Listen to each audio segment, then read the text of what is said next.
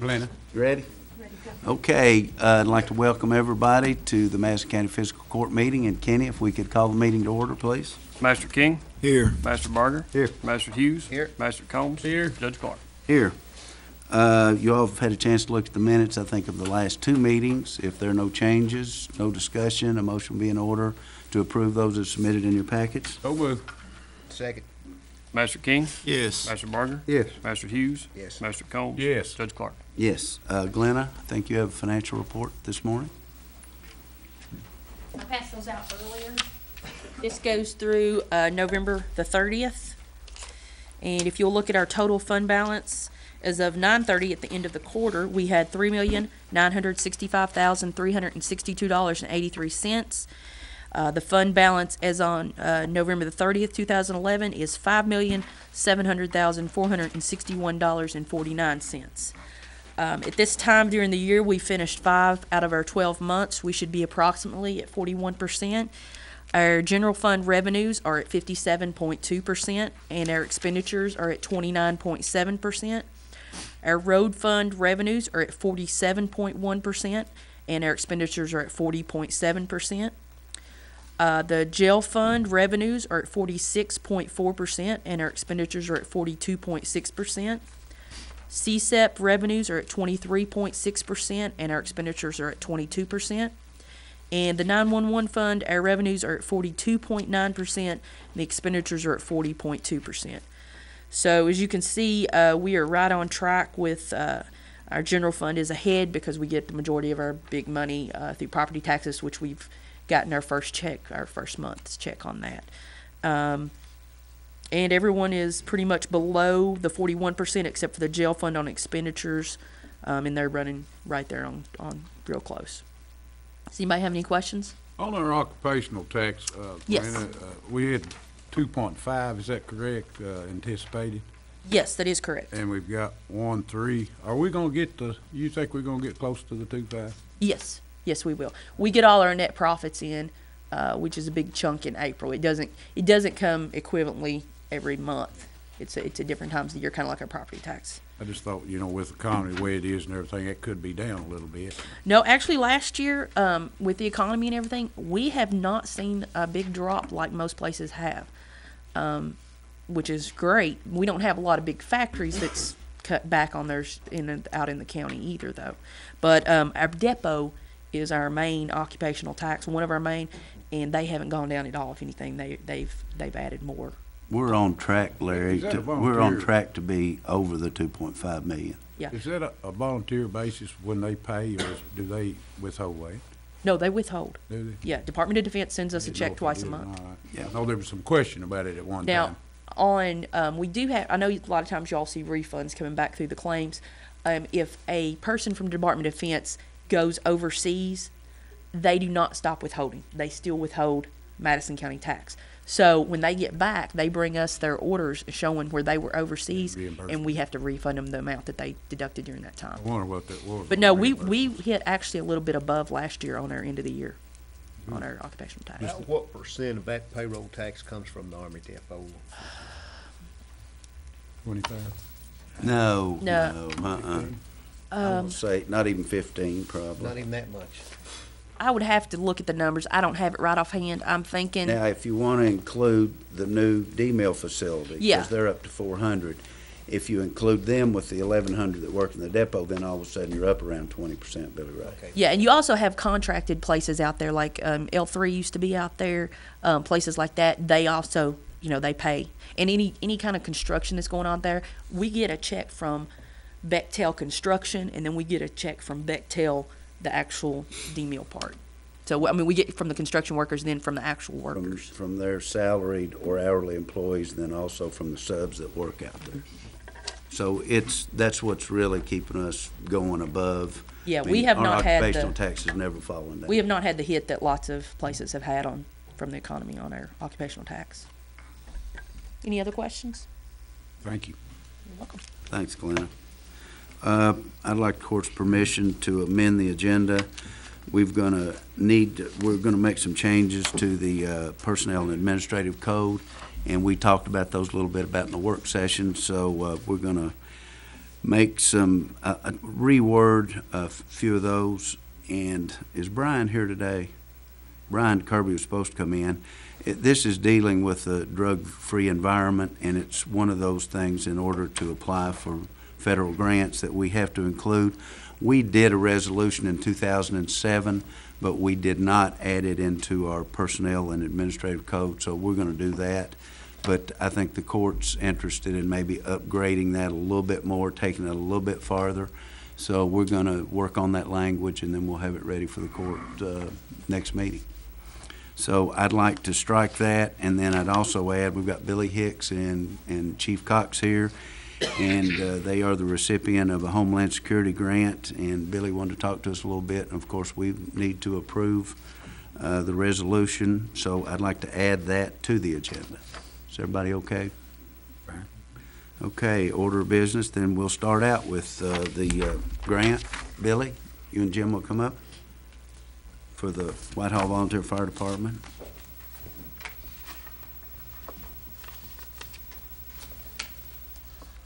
Thank you all for hearing me. This grant is a Kentucky Homeland Security grant for infrastructure protection. And what we've applied for Whitehall Fire Department is a generator to power that station and give us heat, during, situations such as the ice storm, those kind of events where we can open our doors, let people come in there and warm up. During the ice storm last time, we had a lot of people that came through, tried to warm up, and all we had is a couple kerosene heaters, and we had trouble with the doors opening and closing because they're so tall you can't hardly get to the emergency releases. So, to say the least, it's sorely needed. We've planned this out to where a power failure, of course, would cut the power off. Generator is going to be natural gas powered with a propane backup because we are in the New Madrid fault area. That propane backup will be there to cover us in case they cut natural gas off too if we have an earthquake. So should keep us up and running through just about anything. Good job, good application, Billy. We went over it and stuff. Do y'all have any questions for Chief Hicks? How much you planned? $35,000. Grant is $35,000. Yes. If not, a motion would be in order to approve the resolution allowing us to act as a fiscal agent on the $35,000 for Whitehall to buy a new generator. So moved. Second. Master King, Yes. Master Barger, Yes. Master Hughes. Yes. Master Combs. Yes. Judge Clark. Yes. And I might add that we've been approved, but we don't have the paperwork. Chief Cox received a $40,000 grant from Homeland Security, but we don't have the paperwork yet on that, but it has been approved to buy some new air packs, so we're looking forward to that too. Billy, thank y'all for coming in. Appreciate it. Good job. Next on the agenda, Jennifer Webb, one of our favorite, is here to talk to us, give us an update on the ASAP. I always like to be a favorite. Thank you. No matter where you go. Well, I promised Dr. Tudor before he retired that I would come and do updates on what Madison County ASAP is doing for the community, at least quarterly. I'm a little bit behind on that because we've been very busy. ASAP, of course, is made up of a board of professionals who identify existing needs in the community in terms of drug and alcohol. And then we distribute tobacco settlement money to those people in the form of grants, mini grants. Typically, we only do a grant process once a year. We do that in the beginning of our fiscal year. This year, we elected to do it twice. It's a little bit more work on our board, but we felt like it was worth it, especially with the schools, to be able to give the schools time to prepare once they start their school session. And we try to encourage groups in the community to apply for these grants, and this time I'm really happy to see that we had several new people apply. We had Liberty Place. They want money for parenting classes for people that live at Liberty Place that will be going back and back home and have kids. Upward Bound Ministries, they have something called Turning Point, and that's a prevention program for teens that are involved in drugs. Young Marines, African American Male Mentoring, Clark Moore's Middle School Pencil Breakers, and this is again one of our new grant applicants. DCBS wants to do drug testing. They've applied for a grant. The Faith Task Force, and then Judge Neal is starting up his answer to juvenile drug court being stopped by the legislature this past year. He's starting a program called Juvenile Substance Abuse Program, and he's asking for money. Some folks that are involved with putting that together are asking for money for drug testing supplies. So we were really happy to get a lot of people involved in that. We're just waiting on Kentucky ASAP to approve that funding for us. We don't get a lot every year. This year it's gone down to $15,600, but we think that if we're creative enough, we can use that money to reach a large amount of people. We did participate in Step Up for Kids Day. That was back at end of October. It was to coincide with Red Ribbon Week. That's one of our biggest programs for kids. We had 350 kids participate in that, and we had National Guard there, Kentucky State Police. All of these kids were able to get drug prevention education. O'Charley's came and fed everyone there for free. So if you're thinking about where to go to dinner, think about O'Charley's, because this is the second year they've done that for us. They ended up feeding about 400 people because they fed everyone at the Y, and all of the volunteers that were there. We have set our annual drugs conference. Drugs is an acronym for Diverse Resources United for a Great Solution, and that's going to be on May the 10th. And that's a community, actually it's a regional training for drug prevention and treatment professionals. So we're getting started with the planning of that. If I have any questions about anything that we're doing? I'd say Dr. Tudor be proud of you. Well, that's what we want to do. We want to make him proud, and because he was very involved with It's the dear program. to his heart, I can tell you that. It was. The other thing I wanted to leave you all with is I want to let you know that December is National Drunk and Drug Driving Prevention Month. As you know, the holiday season, there's a lot more people on the roads, a lot of people that are shopping and going to holiday parties, but it's also one of the deadliest times on the road. So back in 1982, President Reagan declared December as National Drunk and Drug Driving Prevention Month. Every 30 minutes, someone in the United States dies in an alcohol-related crash. 600,000 Americans every year are injured in an alcohol-related crash. So this is to draw attention to the problem that we have, especially around the holidays and traffic fatalities. We wanted to encourage everyone, ASAP board wanted to encourage everyone, if you're having parties, of course we would ask that you not serve alcohol, but if you're having a party and you do serve alcohol, please offer non-alcoholic alternatives for those other guests that you have that don't want to drink, and encourage everyone to have a designated driver. If you see someone that's under the influence and is driving, don't be afraid to contact your local law enforcement. Okay. Thank you, Jennifer. We appreciate you taking the time to come down. Okay. Next is detention center policies and procedures. Doug, you want to talk to us just a little bit? We talked about this in the work session. Just kind of go over it for the... Yeah, we've actually added a few new things to the policy, in which we discussed briefly in the work session about what we added. kind of took a few things away. And I discussed with you all that I'm going to make copies of all this and give to each and every one of you for you to read over. Just highlight any changes, anything different, so Yeah, everybody. Mark and I actually, we got together Friday and went over it. And We've highlighted most of the changes. You're talking about a document that's thick, though, so I it's know. very difficult for. I know, Mark.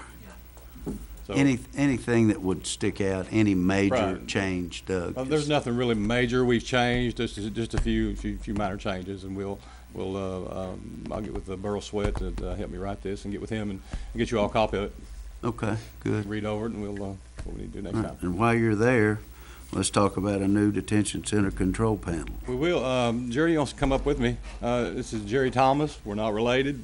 I don't know where he got his last name at, but with advanced system technology that's actually servicing what we have now. We built a new addition. Jerry came on board at that time. Yeah, a little before it actually we started servicing the facility. So Jerry can tell you what we're looking at and what we're wanting to do, what we need to do. We had priced it up in a couple different options. We know obviously money's the issue right now everywhere. The first way we priced it was just changing out the head end equipment, and the reason we would be doing that, some of the parts from Motorola have been discontinued. There's still some inventory left, but when that stock's gone, there won't be any more. The system's 22 years old. Some of it's been updated. Usually you try to get about 10 years out of a lot of facilities. We do a majority of them in Kentucky. And you guys are approaching 22 years, I believe, on this building. Going back again, the first option was just replacing the head end equipment. That's where the equipment that has been discontinued is located. And in the sheet, we offer a 1-year warranty. We only offered 30 days on labor, again, to keep costs down. That's something that I need to get with Doug about and see if we want to increase. A lot of the stuff we do through the state, again, we do a lot of the counties in Kentucky. Over the telephone, I'll try to work with the maintenance personnel to fix items, and we don't charge for phone support. Again, that's the real need, would be that head-end equipment. The second option we did on there was the field devices. There's door modules actually located in the doors. We have a data loop that circulates through the jail. Half of those got replaced in a recent lightning storm, or was that a power surge or lightning storm? We updated a lot of that, and that's the stuff that is 22 years old. The problem with that is you get hit when that stuff goes bad. It takes everything down, and then you basically got to tear the jail apart to figure out where the problem is at. Some of that stuff is located actually in a plumbing chase. No one was aware of this until this lightning storm happened, and we had to try to figure out where the problem was. There was a couple sets of drawings from the original construction. From the architect had it laid out one way. The people who installed it had it laid out a different way, and it actually ended up being a third way that there was no documentation. Electronics in plumbing chases don't work out very well from condensation. They actually had a shower break last week, which got to that electronics, and it was unfortunately like a $1,900 service call. So again, the reason we've given another option there, that stuff needs to be addressed at some time. I mean, it ain't as critical as the head end, but with what we're offering here, you get a year warranty with it on the equipment. Half of it's already been done. I think it's just a good time to at least address it or budget it one way or the other. Going back again, 22 years is a long time. Well, we've been very fortunate, Jerry, seriously, no more. But this panel upgrade really bothers me because, it takes away the efficiency of Doug and his staff. So, I mean, I really believe, especially after 22 years, and you said 10 years usually, you're redoing all this stuff. And Doug and I have talked about this, and there's some ways that he can reimburse us, but I think right now half his cells wouldn't lock the other day. That Half of them weren't. Some of them were, and some of them would not. And this old panel, it wasn't showing which ones were locked and which ones weren't locked. So you know, I'd like the court's permission. Jerry's very familiar with the jail. He's worked over there with We Doug. call him and now, and he Ron. comes to us from Ohio anytime we have a problem. Uh, Indiana. And we've looked at, like, all the proposals and stuff, and I'd like the court's permission to go on and allow Advanced Systems Technology to go to work on this, get this thing fixed, get all the modems on the cells and stuff that weren't replaced, get them replaced, and just get it to where they can do an efficient job at the jail, because Doug's dealing with anywhere from 60 to 100 overcrowding on a daily basis, and it's very important that he's got the security. Very important, very important. Very, very important. A lot of people in there. What kind of money we talking about, Jerry? About 45,000. That, Jerry, is that what? I can't remember what the second. Second option was in the Option was- 40s, the high 40s. Second Where's your option three was- bids that you said There, you had? you got them. You should have. Main thing is, Doug, that door that goes outside, you need to keep it locked. You know, that'd be the first one I'd work Bring on. that up. They all range right pretty much close, and They're pretty close, and I think one of the bids that you have, it's like what we have now, it's a touch, Don't I get one? push a button to touch. I don't think I do either. Well, I know you're familiar with that because you said you've been there several times, so. Yeah. And there's no doubt that you would know the best option to go, the cheapest route, I would hope. It is cheap. I'm sure without, obviously I don't know any other quotes, but I know we'd be significantly cheaper than. Who was Bobby, you installed Bobby Stone, Clark Yes, County? we did. I called Bobby Stone, talked with Jared in Clark County, and he's real impressed with what the system he has, the jury, that his company has installed there. We did. Well, that control panel is very important. Very Of course, I'm not the jailer, but I've been in there several times, not locked up, but touring. And that is, I mean, you know, that's It's our main control, I mean, it. the keeps neck them that locked turns up. ahead. Yep, yeah, buddy. just the halfway, just the control panel box is 37, but to go on and fix it right way he's doing it's 49,000. Every bid came in mid-40s. Doug is very much interested in recommending that Advanced Systems do it because they're familiar. I am with Jerry. I mean, he comes down anytime we call him, the next day, talks to us, you know, whenever we do need him, and he's here. Plus, like I said, I talked with Bobby Stone in Clark County. Bobby Stone's very high on their system and really likes it. And I think Bobby said he had a problem here at one time with it, and they got on the phone. Jerry walked him through it, and they fixed it on the phone. Yeah, we're cleaning up a lot of that field wiring. Well, I'll get with Don over in maintenance and whoever else he brings, and we'll try to do a little training session so that we can fix stuff over the phone. Yeah. The cameras we bought, are they coming out of commissary, or did we just Which straight out ones? the cameras that for the? Camera system that we already installed. Uh-huh, Yeah, I've reimbursed the county okay, for that. that's what I was getting at. I thought you was gonna pay that back. 14,000 some odd dollars, I think. Now, I don't see much choice that we're gonna have to do it. I We mean, do, we've whether got to he have does it or- something. What we have is wore out. Whether he does it or We've somebody gotta have else. Well, you know, I think all of us, you like to work with somebody you're comfortable with and somebody knows what they're doing. And it's just like Jerry's talked about, you know, they found in a plumbing module where they'd done a lot of the wiring and stuff, so he's very familiar.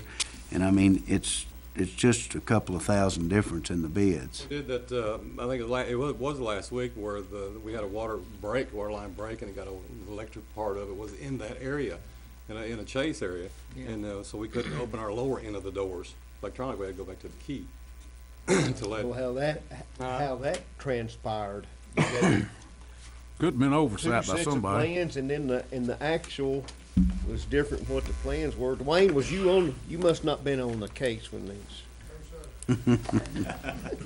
Who was the other companies that bidded on it? We had Willow Products and Controls, How much was their bid? 40, but now they didn't include, this was the base price. Jerry's was 39, their base price was 42,856. That was just for the control panel. That wasn't for going on and fixing everything that needed to be fixed. And then the other, well, that's Billo Products again. And other one was Bogan Communications.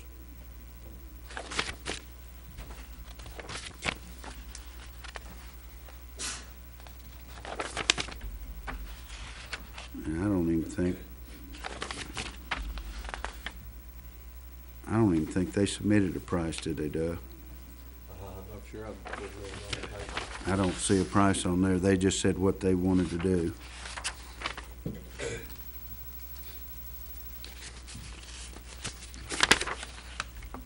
You want a motion, Judge? Yes, sir. So moved.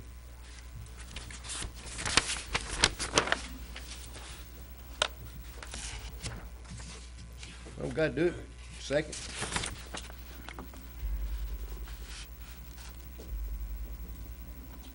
They didn't submit a price. You ready to call? Yeah. Master King? No. Master Barger? Yes. Master Hughes? Yes. Master Combs? Yes. Judge Clark? Absolutely. We don't need 280 out running around the streets. Well, you know, I wouldn't be here presenting this today if it wasn't very important, you know, that we have to get something done. Okay. Jerry, thanks for coming in. Thank I you. appreciate Thank it. you. Thanks, Doug. Next is a resolution approving payment of monthly expenses on an energy efficient community block grant, which we acted as fiscal agent and worked with Petty Clay Hospital on window replacement on the original part of the hospital.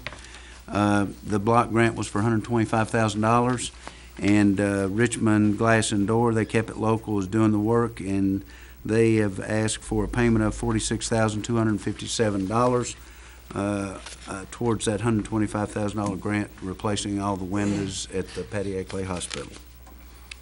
I've got copies of the invoice and also copies of the grant writer signed off on. So moved. Second. Master King? Yes. Master Barger?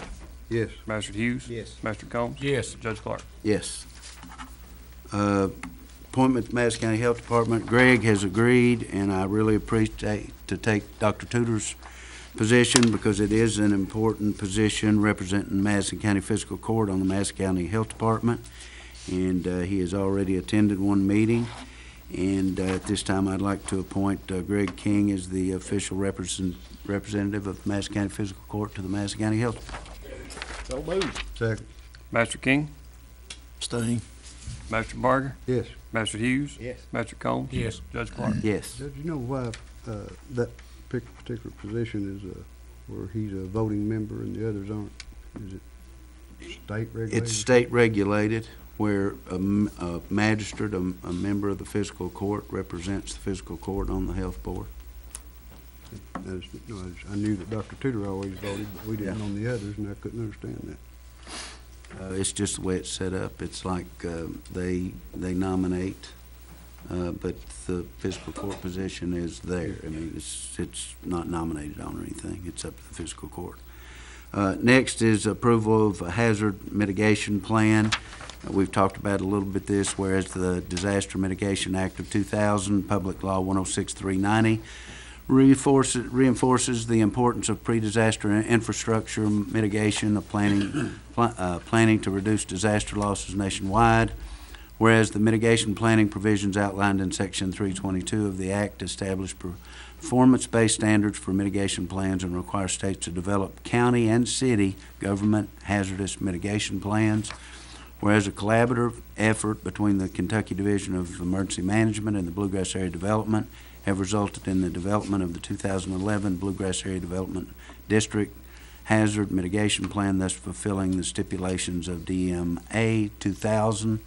Now, therefore, it be resolved that the Fiscal Court of Madison County authorizes the adoption of the 2011 Bluegrass Ad Regional Hazard Mitigation Plan as the official hazard mitigation plan, Madison County, Kentucky, pending FEMA approval. This is something that has to be in place. It's done every 10 years, every 5 years, and Bluegrass Area Development went on for the 17 counties that they represent, and did this for all 17 counties. And then we're all trying to ratify this new resolution that keeps us in line for any FEMA funding in case of any kind of emergency. So a motion be in order to approve the resolution. So moved. Second. Master King, Yes. Master Barger, Yes. Master Hughes. Yes. Master Combs. Yes. Judge Clark. Yes. Next on the agenda, it's kind of a simple resolution, and it might or might not mean a whole lot, but I'm sure you all have been able to look, you've read the paper and you've heard the radio and talked about the proposed redistricting of the state rep positions for Madison County. The proposed one gives Madison County 5 state reps from 5 counties. Rockcastle County, Breathitt County, Clark County, Fayette County. And I don't think any of us think that that's in the best interest of Madison County and Madison County residents. So Steve Conley and Jimmy Barnes and I have met along with Doug Whitlock on some things, and we discussed this. And Mayor Conley kind of wrote up a resolution that would be signed by all 3 governments. Berea's already passed it, and I think it's on the agenda at the City of Richmond. And it's pretty much, briefly, it's a joint resolution of the Madison County Fiscal Court, City of Richmond, and the City of Berea, protesting the proposed redistricting of representative districts involving Madison County. Proposal's been circulated by the leadership of the Kentucky General Assembly, which would divide Madison County among 5 state representative districts, the 88th, the 73rd, the 80th, 81st, and the 91st. Whereas Madison County is currently represented by legislators in all 3 districts, the 36th, the 73rd, and the 81st. Whereas the 2010 census lists the ideal population of a state representative district at 43,394, with a 10% deviation allowed. Madison County has a population of 85,000, about 200 right now. The goals of a fair, efficient, balanced, and constitutional redistricting plan are to abort districts with a population that deviates not more than 10% from the ideal population, and also respects the integrity of the county unit by keeping its legislative districts as compact and as unified as possible. Whereas the Madison County can comply with the constitutional redistricting requirements and receive 2 representative districts within county boundaries. Now therefore it be resolved that the Madison County Fiscal Court, the City Commission of Richmond, City Council of Berea, acting jointly on behalf of its 85,200 residents, that the proposed plan imposing 5 districts on Madison County be rejected, and that Madison County be assigned 2 legislative districts within the county. We think, can we do it or not? I don't know. We are going to talk with leadership probably next week and see if we can really hammer this out. But I think it's totally unfair, unjust, and not in the best interest of the county to have 5 representatives from 5 counties going to Frankfort for us. So I would like the court's permission. I'll answer any questions. I'd like the court's permission to enact this joint resolution so we can take this with us when we go down and meet with House leadership. Well, I think it is unfair, and it's not right.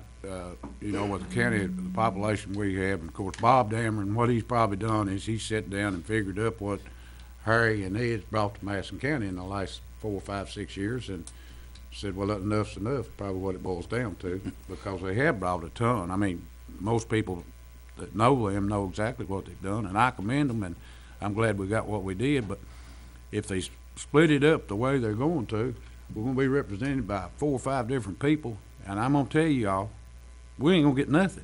It's that simple. So this is very important. So hopefully, Judge, you take a big hammer up there when you go and hammer it out, because it's for Madison County and residents here, and I mean, we need every dime we can get. And you know, if they split us up the way they're splitting us up, I mean, we're just going to be a small section, so it's not going to work. Well, it is, and I think we can make some headway with it. Now, whether we can get 2 full-time representatives or not, it's questionable, but that's, I mean, we've earned it, we've grown, we're at the population rate to where we can justify 2 state reps, and I think that we ought to have them, and they ought to be from Madison County. I agree. The City of Berea, they've already approved this Yes. resolution. Mm-hmm. So move.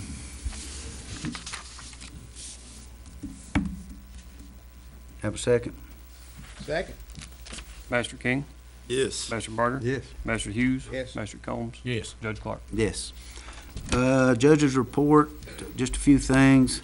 I know all of you all, because you're in the courthouse, have seen the beautiful Christmas tree out front. I don't know how many people have come up to me in the grocery store, the service stations, telling me that it probably, in fact, is the most beautiful tree that we've ever had out in front of the courthouse. It goes to the ground. I want to thank Leroy, the road department, the fire department, city helped us, the county fire department decorating, and especially Michael and Wilma Barnett, who donated the tree to us. And it's not an easy job. You all can look how big that is, going into a yard and cutting it down, picking it up, and then setting it out here in front of the courthouse. So there was a lot of work went into it, but I think it's kind of special because it sets the courthouse off, and we've probably got the nicest Christmas tree of any county in the state of Kentucky, I think. So Leroy, Jim, thank your staffs, and a special thanks to Michael and Wilma Barnett for donating the tree. Christmas parades, we had a big turnout in Richmond. Berea was huge. It was like 3 or 4 times. I've ridden in the Berea parade 17 out of 18 years, and it was probably at least 3, maybe 4 times a bigger crowd than I've ever seen in Berea. I mean, the streets were 3 or 4 deep all the way, from the Folk Center all the way to the square. So they had a great parade. Got a note from Philip out at the Visitor Center, the Museum and Visitor Center. Friday, December 23rd from 10 to 2, and Friday, December 30th from 10 to 2. If you have friends in for the holidays, it would be a very nice place to visit. We hope all y'all get out and visit them. That's all I've got in the judge's report, so I'd open the floor up for comments from department heads. Anybody got anything? Keith?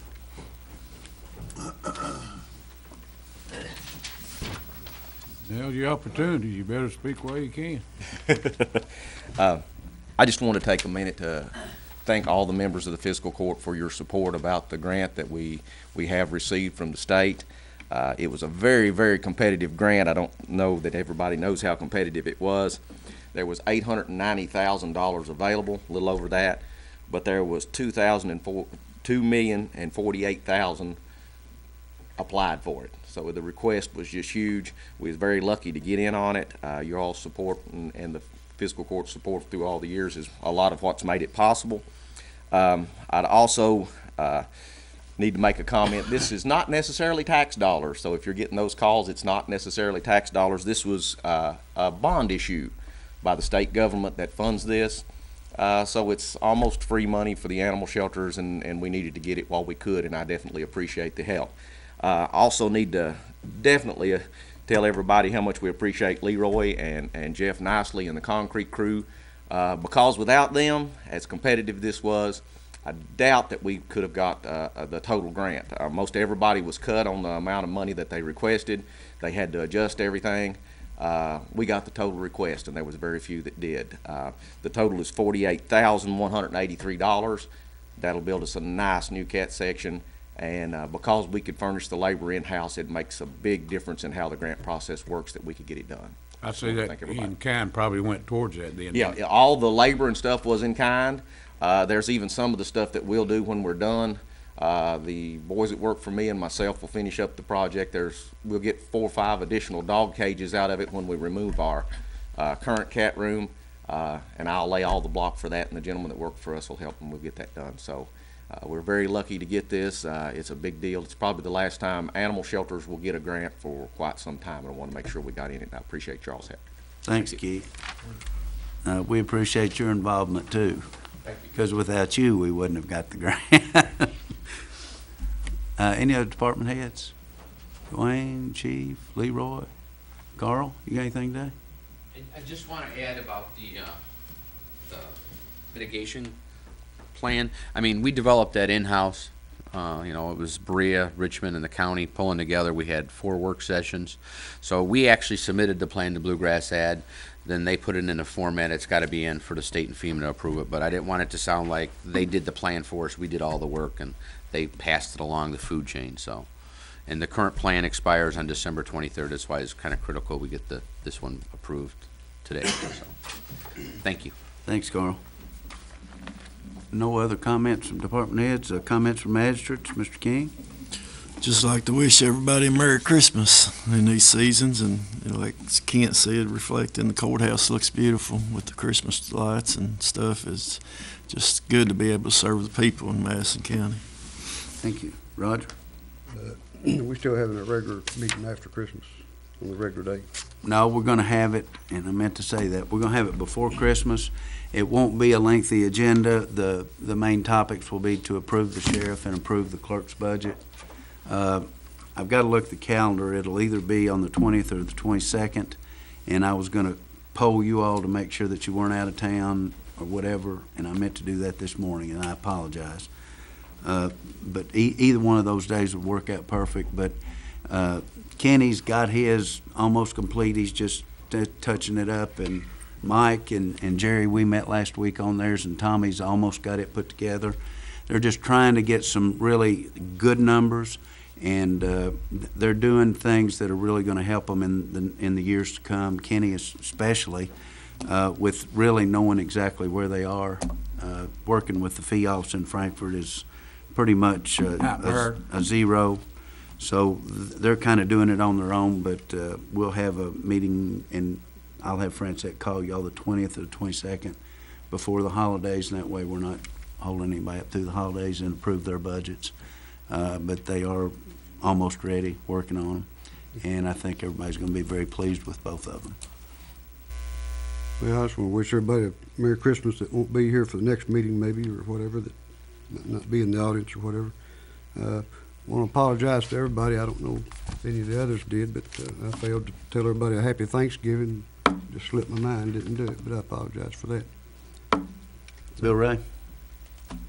You know, the past couple of meetings have been rather heated, and that's kind of, you know, some people, they enjoy that controversy or adversarial tone. I don't like it, and I come to appreciate there's great value in, you don't have to be adversarial or antagonistic to get things done. You know, I want to encourage us all, we can disagree without being disagreeable, and I'm just counseling all of us that we can be more professional, and we don't have to get mad and anger and let anger reign in our courtroom. It's just not necessary. So I'm just want us all just try to work together and be positive. Merry Christmas. Larry? Well, I was going to ask if he wanted to hold my hand, but I'm not going to do that. On the table, but, Judge, I agree with you about the Christmas tree and the outside, but it would be negative to me if I didn't compliment the staff that you have on the inside. I was here Thursday at the meeting that you had with the sheriff and sat in on it for a few minutes, and I just want to tell everybody, I mean, just look around the courthouse, how good it is, how nice it is, clean. I mean, all the way down to the restrooms, and those people do a super job, and I know they never get commended, but I want to be the first to commend them. I think it looks really good, and probably the cleanest I've seen it in 31 years. But relay that on. I will, and that's a great comment. Other than that, Judge, I'm just tickled to death to be here. Okay, comments from the audience? Anybody like to approach the court, ask about anything whatsoever? If not, motion would be in order to approve the claims and transfers. So move. Second. Master King, Yes. Master Barger, Yes. Master Hughes, Yes. Master Combs. Yes. Judge Clark. Yes, thank everybody for coming in. We appreciate your presence, and a motion to adjourn. Second.